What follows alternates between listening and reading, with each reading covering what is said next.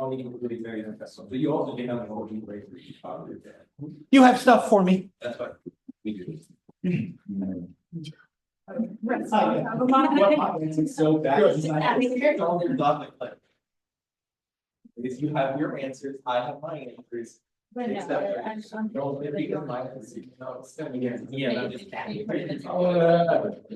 looking at classic plays. Yeah, it's the one that I remember the most. Classic. No.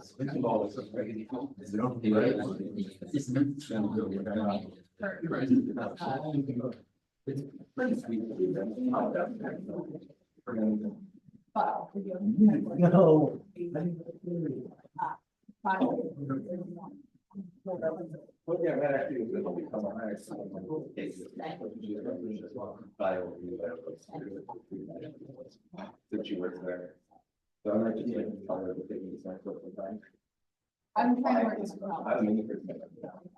Okay, in order to talk more clearly about algorithms, I need to add a new idea, which includes not breaking my nail. We're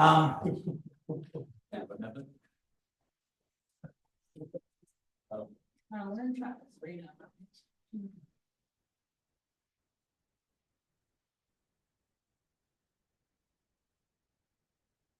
I hope this is not a dumb question. Which function is bigger?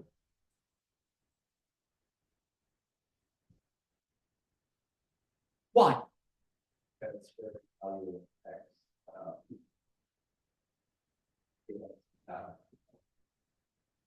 This is always 1,000 bigger than this, no matter what value you plug in. Perfect, wonderful, great.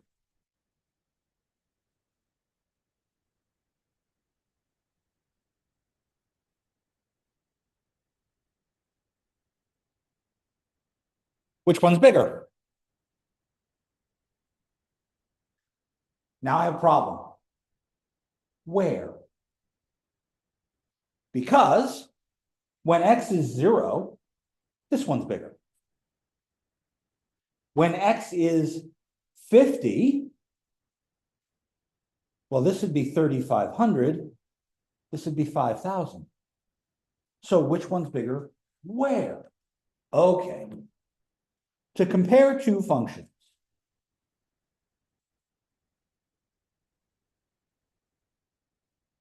I really care about what's going on when x is getting big.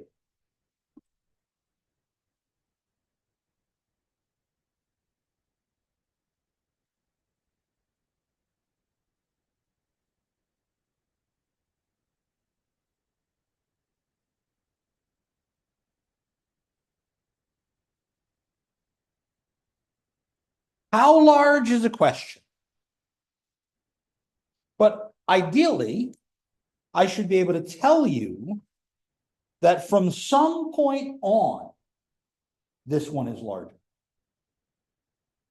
Finding that point is an interesting idea. And what we do is we say, well, one function dominates another. If from some point on, I can tell you which one is bigger.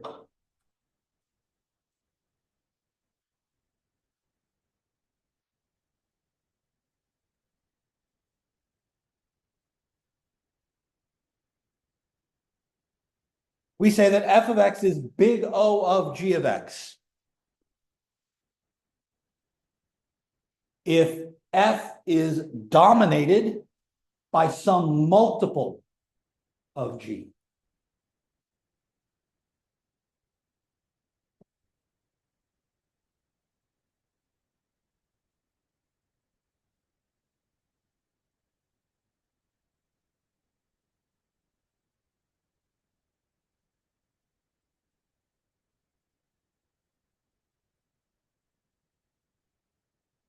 Oh, apologize. Our textbook uses strict inequality here.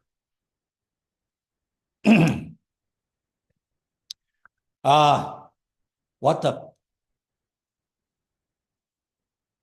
So what this means is that at some point on the x-axis, x equals k, from there on out, F is smaller, not necessarily than G, but than some multiple of G.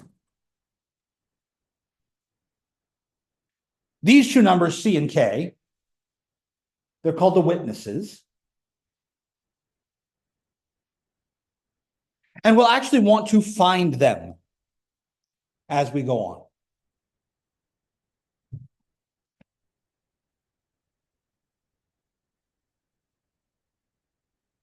Now, what we actually just talked about demonstrates to me that I can say that even though it is clear that x squared plus 1,000 is always bigger than x squared, the fact that from some point on x squared plus 1,000 is smaller than a multiple of x squared means that x squared plus 1,000 is big O of x squared. It's not dominated by x squared itself, it's dominated by a multiple of it.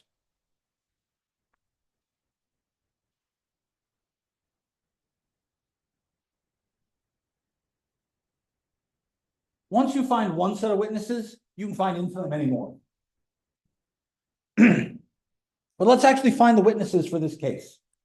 I think this is best done algebraically. So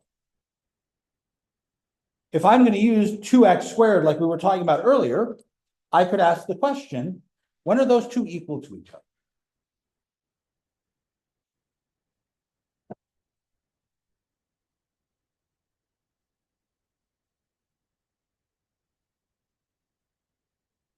What value of x makes that true?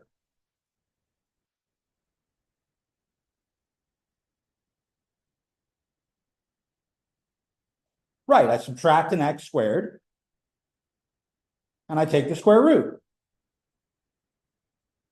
which is 31 and change, roughly. Grab your calculator.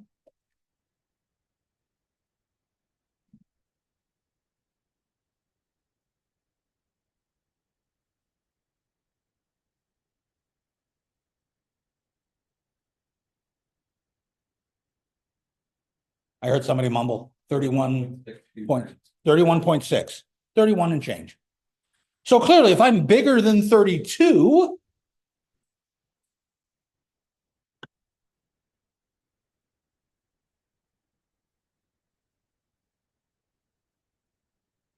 I know that 2x squared is bigger than x squared plus 1,000.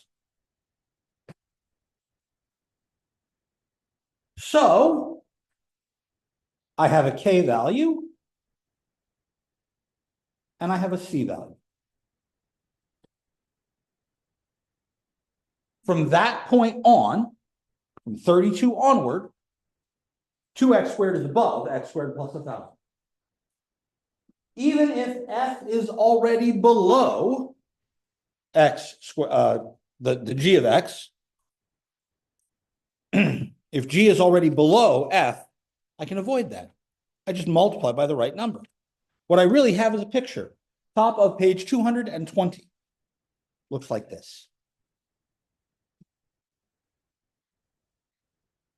Even if g is smaller to begin with, if I multiply it by the right number, at some point, that multiple of g outpaces f. Here's the point. From here on, we know it's bigger.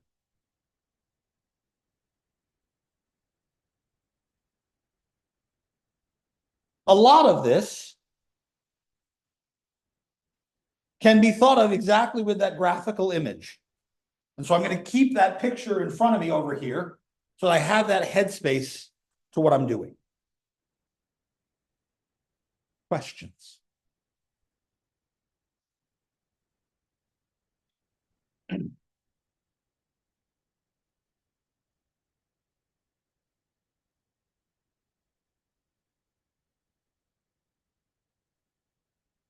Isn't it? It isn't.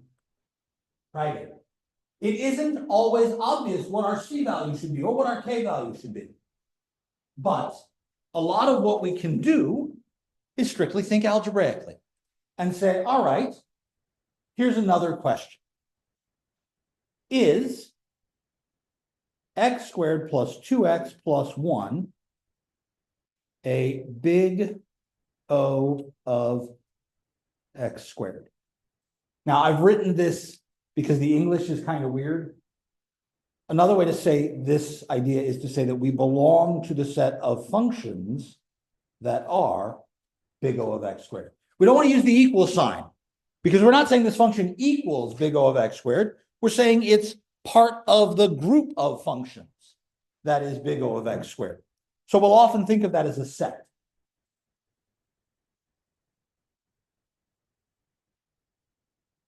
And I would write the question like this.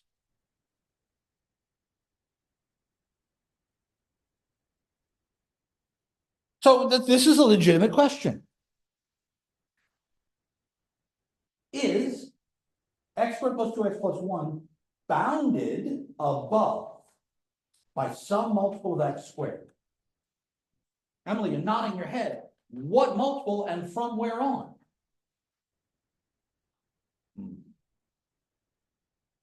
I break the equation down. Well, let's do that then. Let's actually do that. So I say to myself, how can I start chopping this thing up and breaking this down? I could draw a bunch of pictures. But if you draw the graph of x squared plus 2x plus 1, you'll see that the entire graph is always bigger than just x squared. And I don't want to just guess and check and start playing with crap. So let me make an assumption. Suppose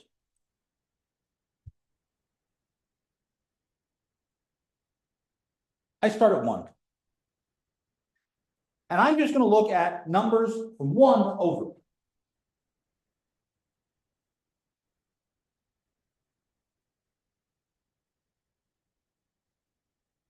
What if I square both sides of that equation?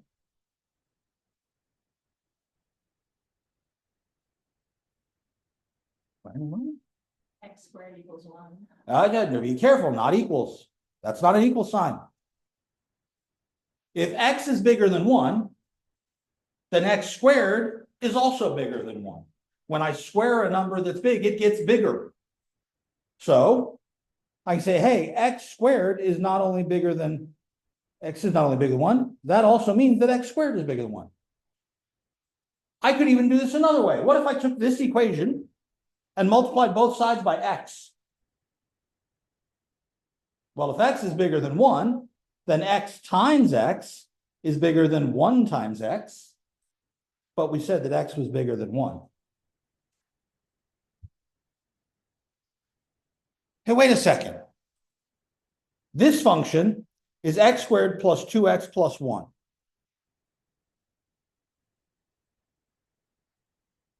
Well, I know that x squared is bigger than x.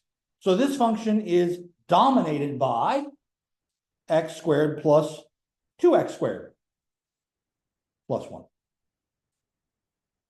But I also know that x squared is bigger than 1, isn't it? So this is dominated by x squared plus 2x squared plus x squared. That's 4x squared, isn't it?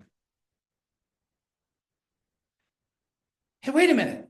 I've shown that this is less than a multiple of x squared from some point on. I have a k, I have a c.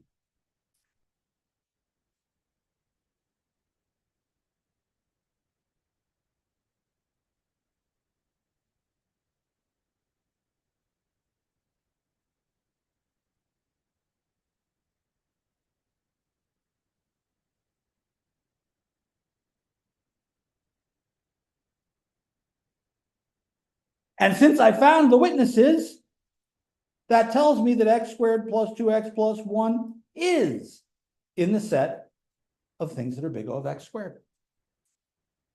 I can dominate this with some multiple of x squared. Now, it might be useful to try and see this picture. So let's graph these. Out comes my graphing device.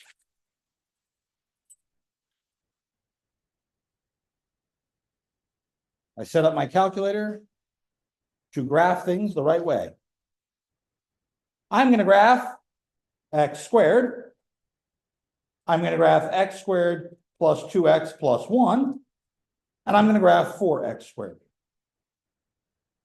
Now, since I'm concerned with what's going on when x is around 1, I'm going to set my window. So I really only look at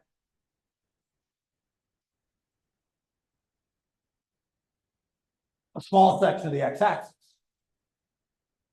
But I'm going to need a bigger part of the y-axis.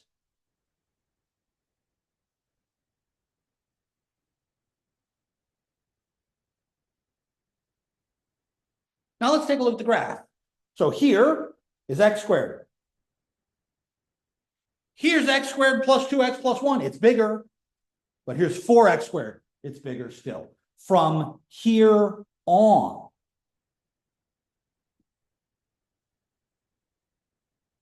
X has to be bigger than 1. Well, there's the point where 1 is.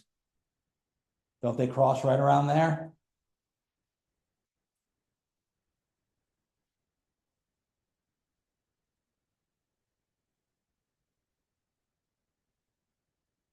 I got it. I found the point.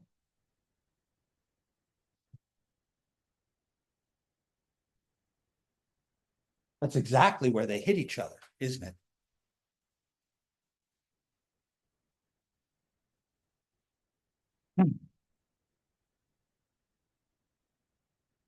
Questions?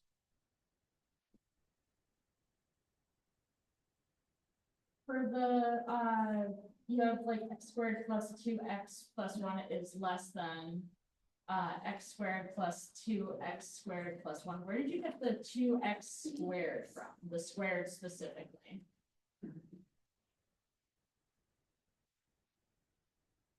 This term is bigger than this term. So if I swap this thing out for something bigger that's getting added, don't I make the whole thing bigger? Okay, so you just squared everything. It's just that one didn't. I didn't do it in one step. First I did the x to the x squared, then I did the 1 to the x squared. So I used this first and I used this second. I did them separate.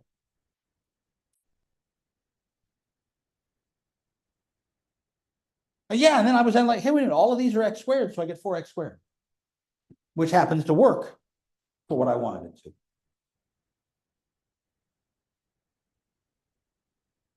No? We'll do I'm one. still not getting where you got 4x squared from. 1x squared plus 2 more x squared plus another x squared. Okay, good. Because really all I did was, you're right, I said eventually I'm going to change this to an x squared and I'm going to change this to an x squared. And the only way I can be sure that those things are getting bigger is if I know x is bigger than 1. Because when you square a number that's smaller than 1, a half squared is a quarter. It gets smaller. The only way to be sure your numbers are getting bigger is to know you're bigger than 1 to start with. That's why I needed my witness right there. More questions?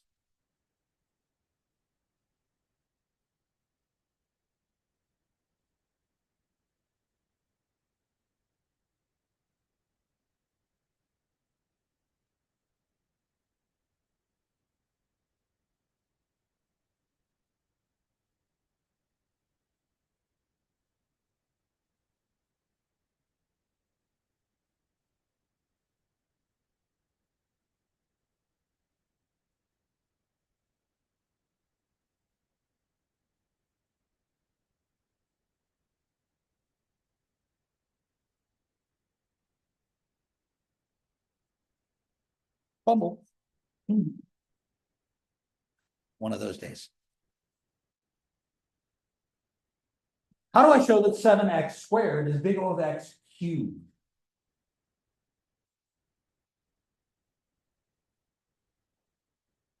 There are several different ways to do this. Ian, what do you got? I was gonna say.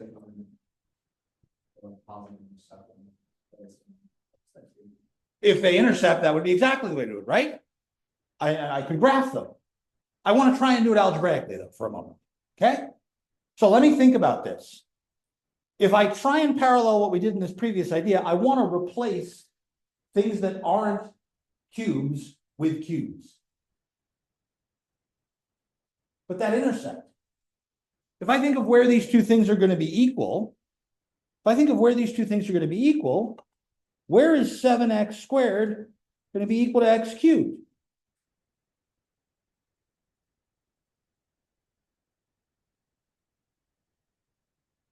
That's 7. Divide both sides by x squared. So if I want the x cubed part to be bigger, I could say if x is bigger than 7, then x cubed is x times x squared. That's got to be bigger than 7x squared.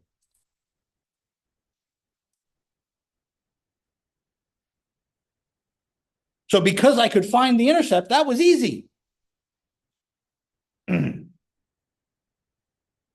But finding the intercept isn't necessarily an intuitively trivial fashion, because there's sometimes finding intercepts sucks. The algebra could be a nightmare. I can do it on here if I'm lucky. But again, there are several different ways to do this. Sometimes the algebra is less pleasant.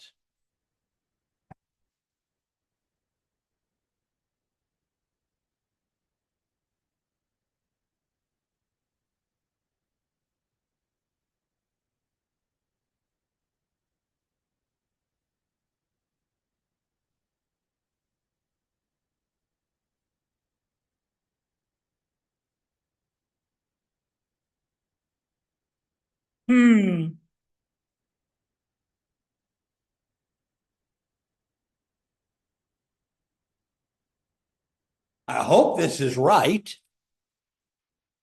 but I don't want to try and find the intercept here.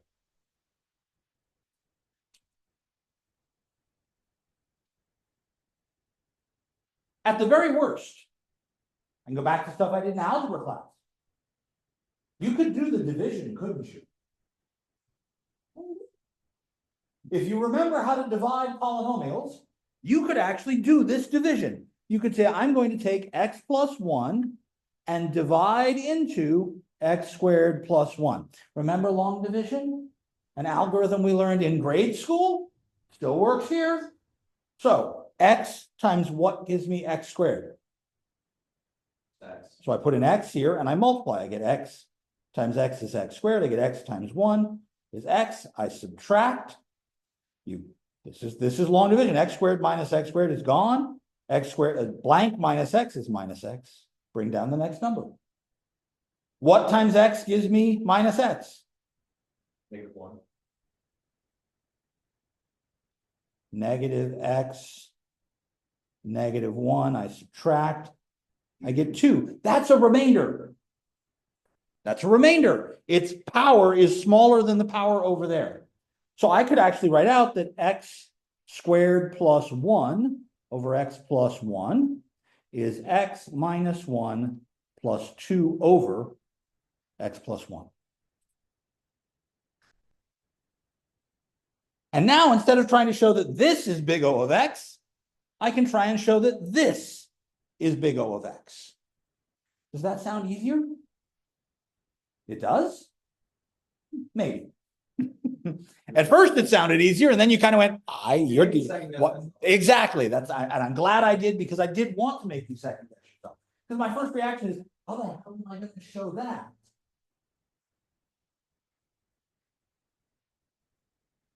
I hope I can say with complete certainty that this is always smaller than x. So that's definitely bounded above by x. What about that thing?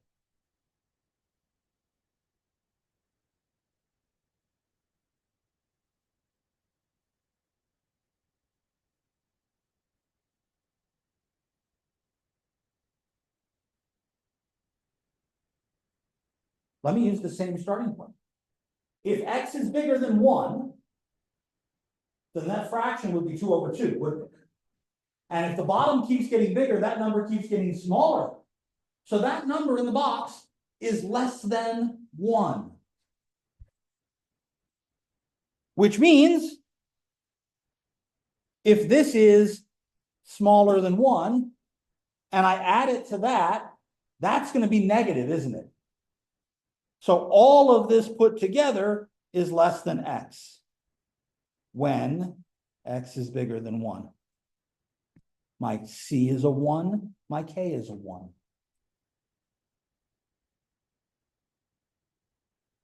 But that's not the only way to solve this problem.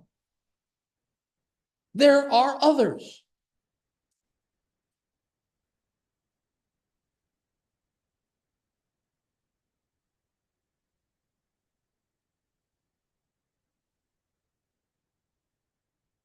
I think this should be in terms of x, right?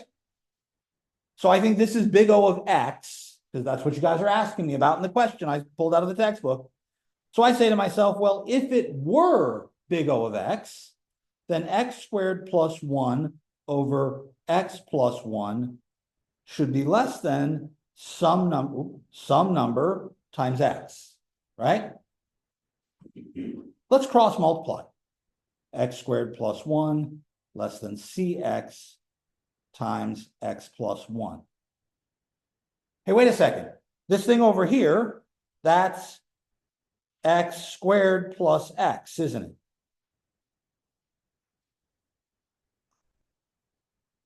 And now I can say the same thing. If x is bigger than 1, then this term is bigger than this term.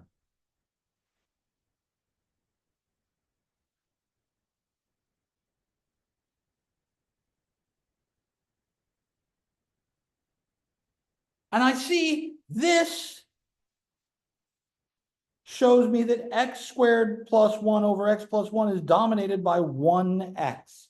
Work the same set of calculations now backwards.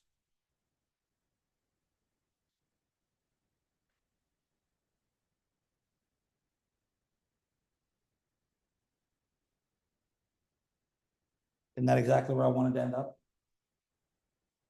And it turns out I can look at that middle line and say, hey, here's my witness. I can do this when c is equal to 1.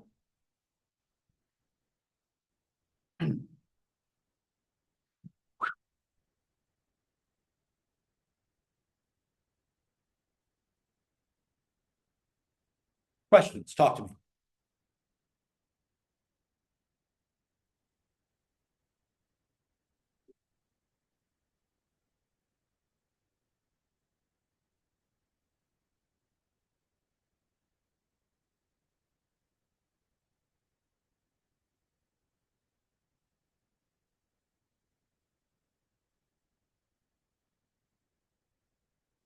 If that seems to be 1. Well, that's what I looked at this and I said, ooh, x versus 1, because the x squared and the x match. If I were to ignore the c, all I'd have to compare would be those two pieces, right? That's why I chose c to be 1. But if it works for c equals 1, it also works for any c that's bigger than 1, doesn't it?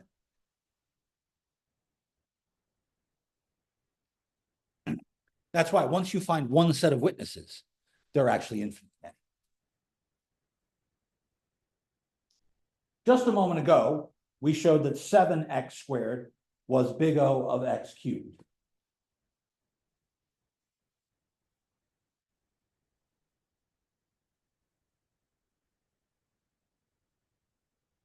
Can I go the other way? If I can, then these functions are of the same order.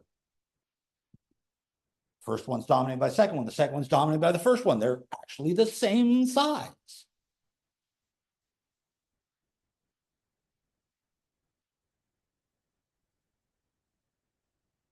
What do you think?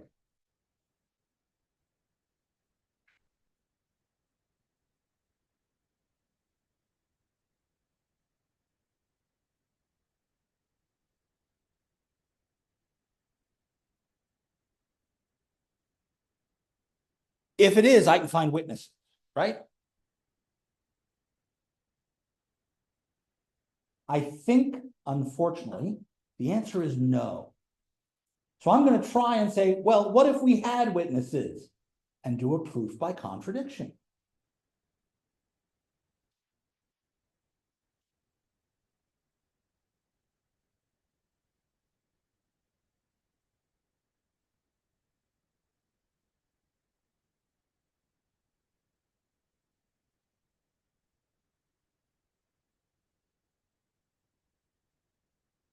I don't know what C is, I don't know what K is. But if this is true, then there are witnesses, C and K.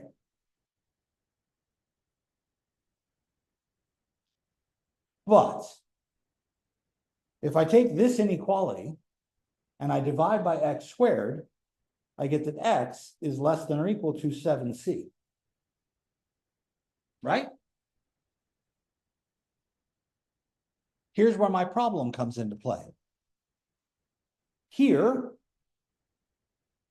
we said, oh, we have a witness. It's true from this point on forever. But you're not allowed to go on forever. You have to stop. Wait a minute. You can't have both of these be true at the same time, can you?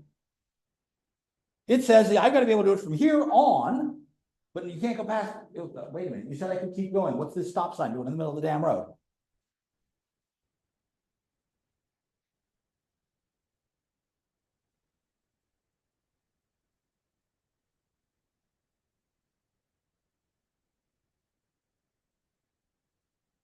No matter what value of K I pick, soon as I have a witness, I can say go further. At some point, K will be bigger than 7C1. Crap. Oh, phooey.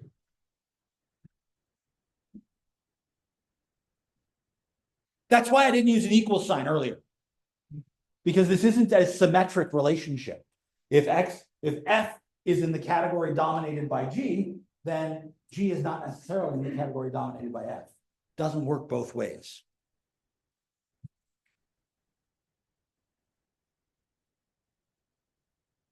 Questions?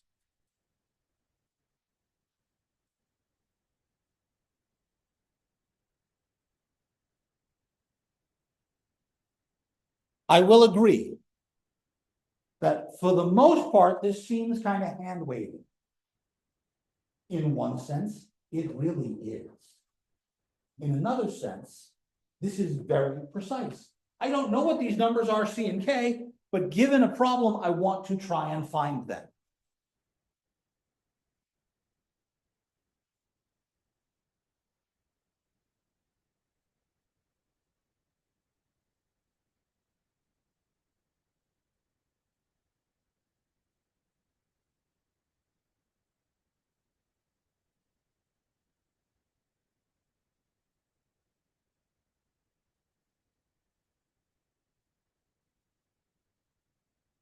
I claim every polynomial, number x to some power, next number x to the next lowest power, a2 x squared, a1 x to the 1, a0 x to the 0. That's just a polynomial. Is big O of x to the highest power? The question you had. I was gonna ask you just because I want to make sure I write this down correctly. What would you put the definitions for C and K in the last one be? Like, I know. Here, Yes. they're just real numbers. I don't know what numbers they are. That's the problem. But it turns out for any number I pick, I'm going to get a contradiction. So you're putting K as where they intersect or anything? Well, I'm claiming that there is no K where they intersect, because whatever K that is, they've got the 7cx squared has to be bigger, right? Yes. But I'm claiming if that's going to be true, then x has to be smaller than 7c, right? Yeah. But it's got to be true for all numbers bigger than K. So if K is here and C is here, I'm screwed. And if you picked a K that was up here, then your C wouldn't work in the first place, right? C has to be bigger. Crap. That's the whole contradiction in that part of the proof. If we had two witnesses, you would say for every number on this side of K, to the right, that 7c x squared is the bigger function. But that's only true up to some point. The square is actually smaller than the cube.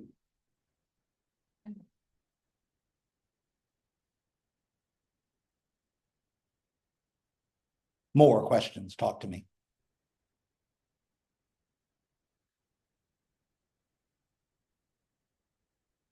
Emily, this is actually a consequence of this theorem.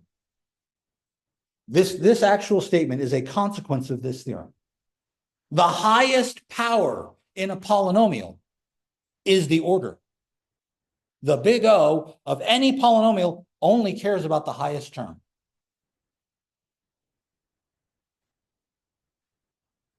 Sure it does. How do I prove that? I'm going to cheat. And I'm going to do the same thing here that we did here. I'm going to say that the thing to do is to say, okay, let's assume X is bigger than 1.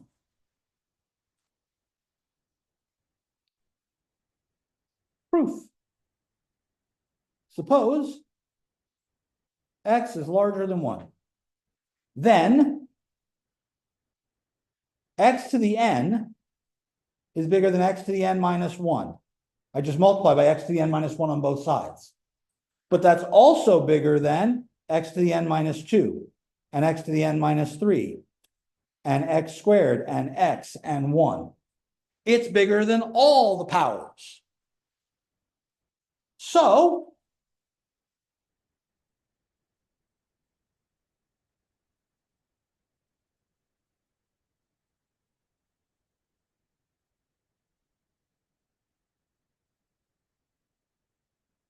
that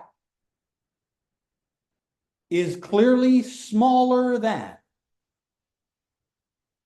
I'm going to replace each coefficient with its absolute value, which makes them positive.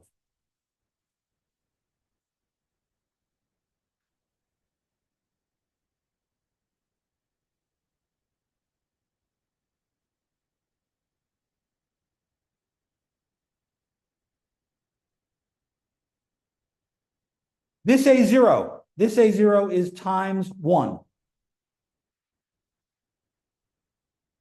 And now I'm going to use this. And I'm going to replace all of those powers of X with X to the N.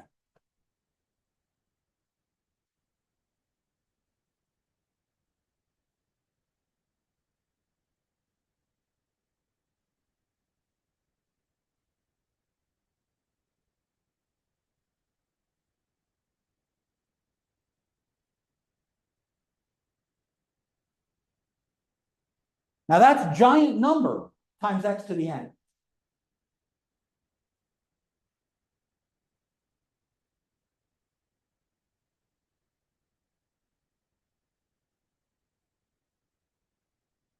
This is C.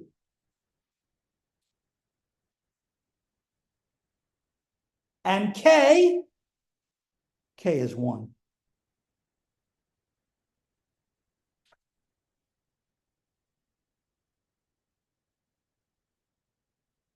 I found my witnesses. Every polynomial only cares about its biggest term.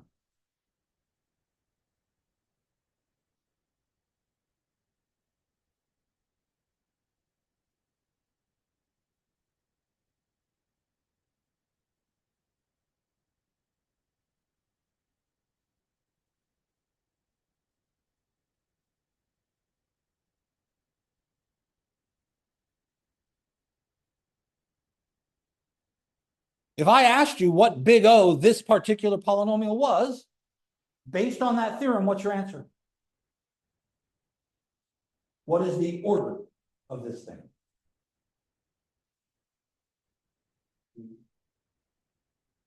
X cubed. I'm done.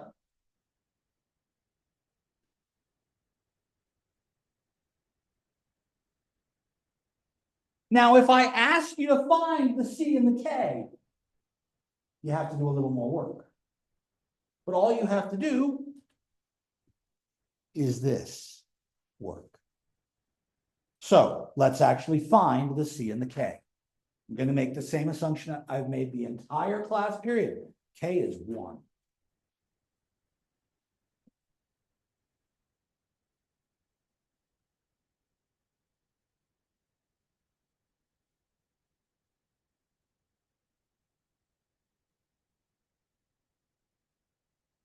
So f of x, 2x cubed plus 7x squared minus 9x minus 13 is smaller than, replace all the coefficients by their positive versions, plus 9x plus 13. Now replace anything that doesn't already have an x cubed on it to put an x cubed on it.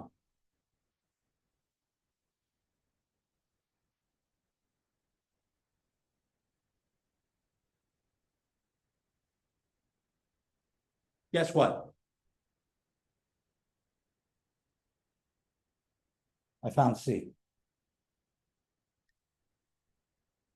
13 plus 7 plus 9 plus 2 is 31.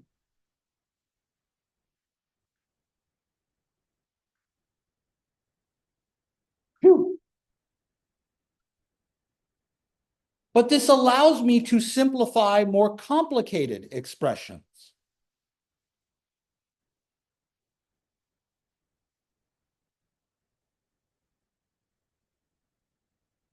As long as I can take a couple of basic things in mind.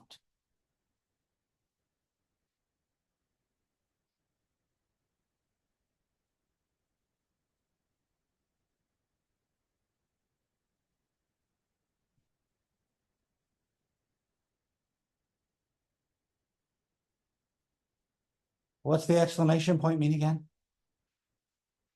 And that means I'm multiplying all the way down.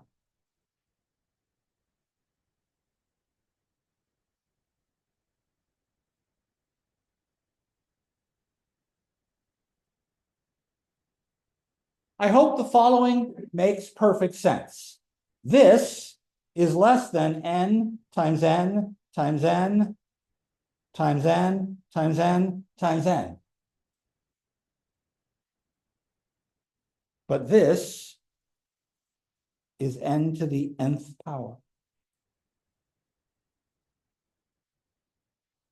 And so that tells me that the factorial is part of the group of functions whose order is n to the nth.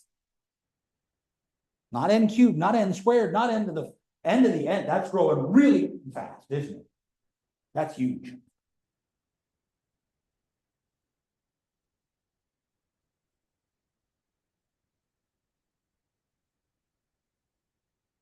For comparative purposes,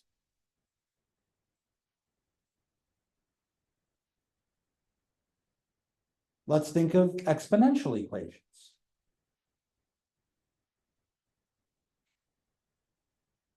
Sorry, f of n. I know we changed letters, right? Went from x to n. The only reason is because n factorial needs whole numbers, right? So we rarely write x factorial. That doesn't make any sense. There's a way to write x factorial where x is not a number that's a whole number. We're not going to do that in this course. But if you're interested, I'll send you a video. So I can replace x by n whenever I want to talk about integer ideas, but it's the same idea as if we did f of x is 2 to the x. But let me think about 2 to the n. What does that nth power mean?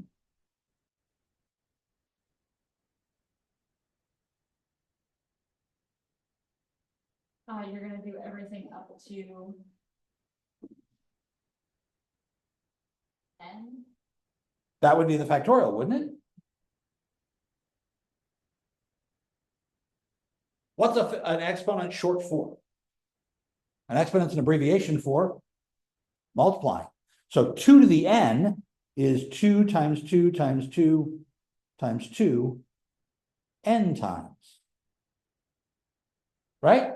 It's the same number every time.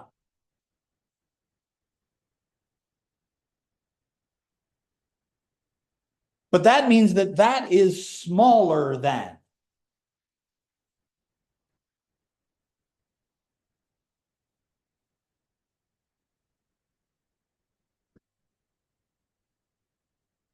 Isn't it?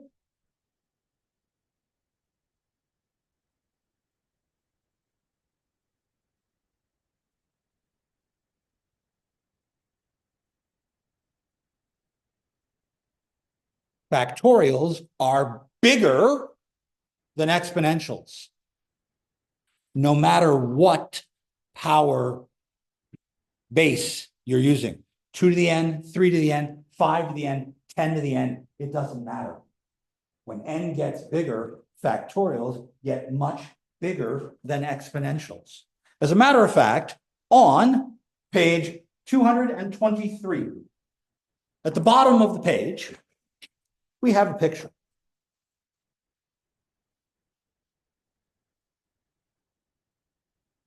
N factorial. Exponential, 2 to the n. All of the powers of n are smaller than 2 to the n, squared, logarithms. Why does this graph of log n and 2 to the n look so weird? Doesn't an exponential graph go like this? This exponential graph doesn't look like it's going up, it looks like a straight line. Look at the y-axis of this graph.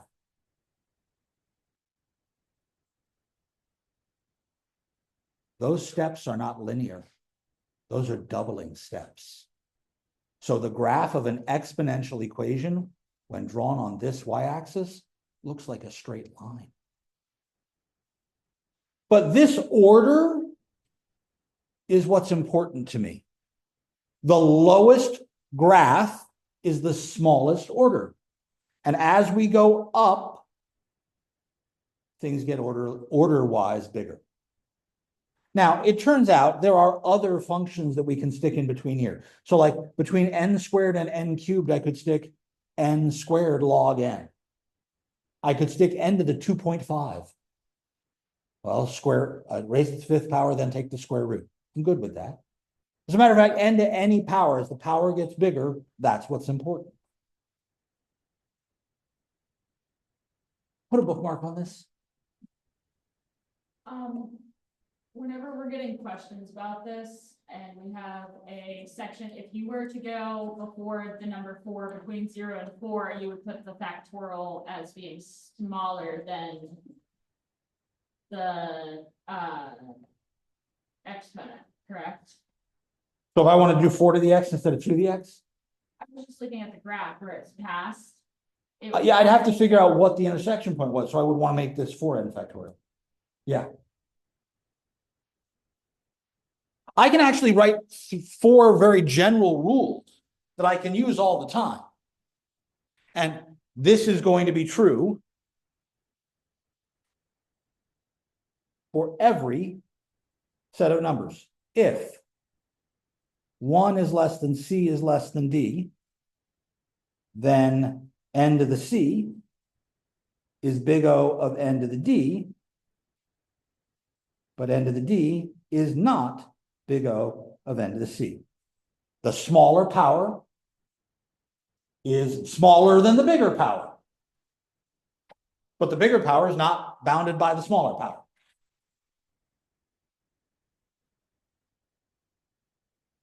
If B is any positive, B is any positive number, then other than 1, then the log base B of n is big O of n, period. No matter what base you are using, the logarithm is always smaller than n to the first. If d is positive and b is bigger than 1, then n to the d is big O of b to the n. Exponentials are bigger. If 1 less than b less than c, b to the n is big O of c to the n, but c to the n is not big O of b to the n. Bigger bases mean bigger results.